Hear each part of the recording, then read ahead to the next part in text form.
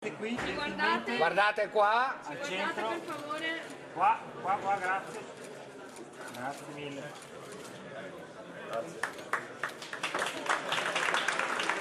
Un investimento da 7.300.000 € per questi nuovi laboratori che saranno il quartier generale dell'attività scientifica dei prossimi decenni dell'Istituto Zooprofilattico Sperimentale delle Venezie di Legnaro. Inaugurato l'asse centrale dei laboratori, 4.500 metri quadri, dove verrà potenziata l'attività diagnostica sugli animali, la diagnostica specialistica e la virologia. La struttura ospiterà laboratori di riferimento europeo per l'influenza aviaria, un investimento a cui ha partecipato anche il Ministero della Salute. Questo è uno dei centri di eccellenza della rete degli istituti zooprofilattici italiani, ma soprattutto è un centro che ha già ricevuto una serie di riconoscimenti a livello internazionale. Ci sono diversi centri di collaborazione sia con la FAO che con l'Organizzazione Mondiale della Salute.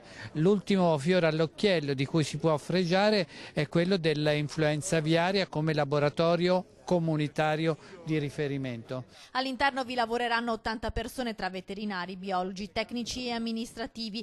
L'Istituto Zooprofilattico ha incrementato negli ultimi anni le assunzioni di personale. Per il 2019 sono previsti 37 nuovi dipendenti, diventando così un punto di riferimento per la sanità pubblica veterinaria nazionale e internazionale.